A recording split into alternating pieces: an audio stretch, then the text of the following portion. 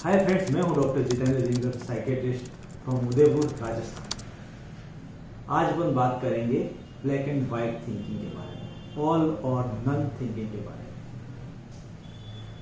बहुत बार अपन लोगों से मिलते हैं, वो एक्सट्रीम में सोचते हैं। जैसे आज ये काम अच्छा नहीं हुआ तो आज का दिन मेरे लिए बहुत खराब है।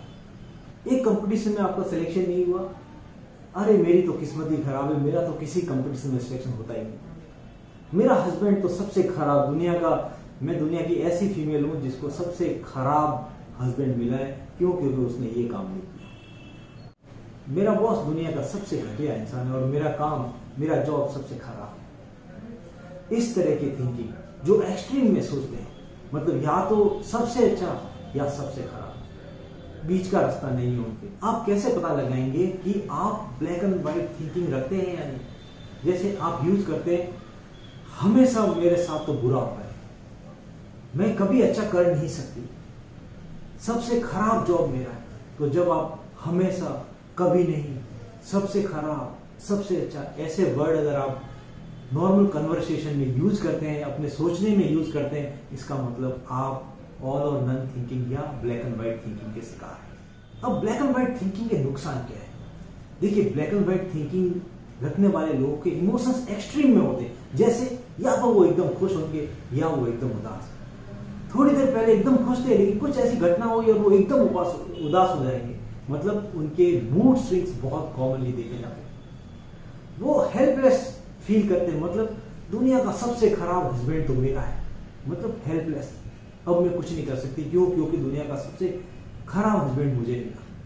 ऐसे इंसान कभी भी गोल ओरिएंटेड, डिफिकल्ट टास्क जो भी होती है उससे दूर भागते। वो कभी भी ऐसी जिम्मेदारी भरा काम चूज नहीं करते, उसको सेलेक्ट नहीं करते। इस तरीके से सोचने वाले इंसान जो है वो बहुत सिंपल थिंकिंग प्रोसेस रखते हैं अपने लिए। लेकिन होना क्या चाहिए? थिंकिंग प्रोसेस आपका कॉम्प्लेक्स होना चाहिए, थिंकिंग प्रोसेस आपका फ्लेक्सिबल होना चाहिए, थिंकिंग प्रोसेस जो है आपका चेंजेबल होना चाहिए। ये एक नॉर्मल थिंकिंग की क्वालिटी है। ब्लैक एंड व्हाइट थिंकिंग रखने वालों में डिप्रेशन बहुत कॉमन है। उनकी सोच ऐसी लगती है कि मैं तो फेलियर हूं, मैं कुछ नहीं कर सकता, मेरा कोई दोस्त नहीं, मेरा मन हमेशा उदास रहता है, आज तक मेरे साथ कभी अच्छा नहीं हुआ, मेरी जिंदगी एक फेलियर है, मैं कभी अच्छा नहीं कर सकता। तो ये विचार आपको डिप्रेशन की तरफ ले जाते हैं। अगर आप ब्लैक एंड व्हाइट थिंकिंग रखते हैं तो आपको रिलेशनशिप में बहुत प्रॉब्लम आती है। जैसे आपका हस्बैंड है, आपका बॉयफ्रेंड है, आपकी गर्लफ्रेंड है या कोई और, उससे रिलेशन मेंटेन करने में आपको तो बहुत दिक्कतें आनी है। आप सीधा एक्सट्रीम में चले जाते हैं। अगर कुछ उससे अच्छा होता है तो वो सबसे अच्छा इंसान है, अगर वो कुछ खराब कर देता है तो वो दुनिया का सबसे खराब इंसान हो जाता है। तो कभी तो आप उसके ऊपर जो है वो पूरा विश्वास करते हैं, कभी आप बिल्कुल भी विश्वास नहीं करते, मतलब आपका ट्रस्ट खो जाता है, तो आपके रिलेशन खराब हो सकते हैं। आपको लर्निंग में भी बहुत सारी परेशानियां आ सकती हैं। जैसे आपके अगर अच्छे नंबर आ गए तो आप बहुत खुश हो जाएंगे, और आप थोड़े से कम नंबर ले आए, या आपका कंपटीशन में कुछ थोड़े से नंबर से आप रह गए, तो आप एकदम ही अपने आप को फेलियर घोषित कर देंगे कि मेरा तो कहीं सिलेक्शन नहीं होगा, मैं तो फेलियर हूं, मैं जिंदगी में आगे बढ़ ही नहीं सकता, और हो सकता है आपको डिप्रेशन हो जाए। अब मैं आपको कुछ टिप्स देता हूं कि कैसे आप अपनी ब्लैक एंड व्हाइट थिंकिंग को चेंज कर सकते हैं। Reframe your thinking process, challenge your thought. जैसे आपके दिमाग में विचार आया कि मेरा हस्बैंड तो दुनिया का सबसे खराब हस्बैंड है। कैसे? क्यों? क्योंकि उसने ये काम नहीं किया, उसने ये बात छुपा दी, क्योंकि वो मुझे साथ में नहीं ले गया। तो क्या इन चीजों से आपका हस्बैंड दुनिया का सबसे खराब हस्बैंड है? कोई भी चीज परफेक्ट नहीं होती, ना कोई परफेक्ट मैरिज होती है, उसमें भी दुख और सुख दोनों चीज होती है। कोई इंसान परफेक्ट नहीं होता, कुछ उसके अंदर खामियां होती है, तो कुछ उसकी खासियत होती है। तो कोई इंसान, कोई स्थिति, कोई मैरिज, कोई बच्चा, कोई भी पर्सन अपने आप में कंप्लीट नहीं है। हर एक के अंदर कुछ अच्छी बातें, कुछ खराब बातें मिलती है। तो आप एक्सट्रीम में सोचने की बजाय ये इंसान दुनिया का सबसे खराब इंसान है, नहीं, उसमें कुछ अच्छाइयां भी है, कुछ बुराई। मेरे को ये जॉब नहीं मिला मतलब अब मेरी जिंदगी खराब है, अब मैं कुछ नहीं कर सकता, नहीं। ये जॉब नहीं मिला तो क्या हुआ, आगे और दूसरे जॉब है, हम दूसरी जॉब के लिए ट्राई करें।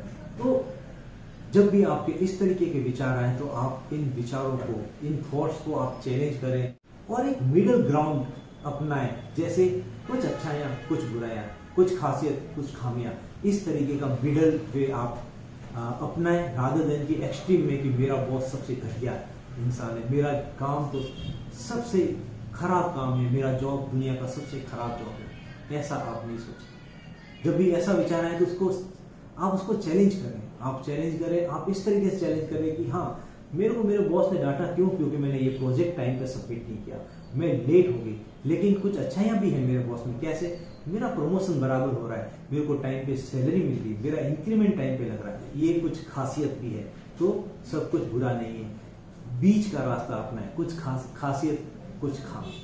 दूसरा तरीका है कि आप ऐसे वर्ड कभी यूज नहीं करें जैसे हमेशा, कभी नहीं, सबसे खराब, सबसे बुरा। ऐसे वर्ड आप अपने कन्वर्सेशन में, अपने थिंकिंग प्रोसेस में ऐसे वर्ड यूज नहीं करें। और तरीका है, चीजों को आप एक्सेप्ट करिए, स्वीकार करिए, जैसी है वैसी। कोई इंसान अच्छा होता है, कोई इंसान बुरा होता है, कोई परिस्थिति अच्छी होती है, कोई परिस्थिति खराब होती है। दुनिया में सिर्फ एक ही चीज कांस्टेंट है, वो है चेंज। उसके अलावा कोई चीज कांस्टेंट नहीं है। अपने चीजों को देखने का नजरिया बदलो, चीजें अपने आप बदलने लग जाएंगी। कुछ टेक्निक कॉग्निटिव बिहेवियरल थेरेपी की भी होती है, जिससे अपन इस थिंकिंग प्रोसेस से बाहर निकल सकते हैं, black and white thinking process से दूर हो सकते हैं। कैसे? आप जो भी सोचते हैं उसको आप रिकॉग्नाइज करेंगे, कहाँ अपने थिंकिंग प्रोसेस में गड़बड़ी है, मतलब टू आइडेंटिफाई डिस्टॉर्टेड थॉट्स। इंसानों को, परिस्थितियों को अच्छे से समझने की कोशिश करिए, अंडरस्टैंड करिए और प्रॉब्लम सॉल्विंग स्किल यूज करिए। जैसे किसी तरह की कोई भी परिस्थिति है, ऑफिस में, घर में, बाहर, एग्जाम से रिलेटेड, जॉब से रिलेटेड जो भी परिस्थिति आती है उसको चैलेंज करिए, प्रॉब्लम सॉल्विंग स्किल डेवलप करिए और प्रॉब्लम को सॉल्व करिए।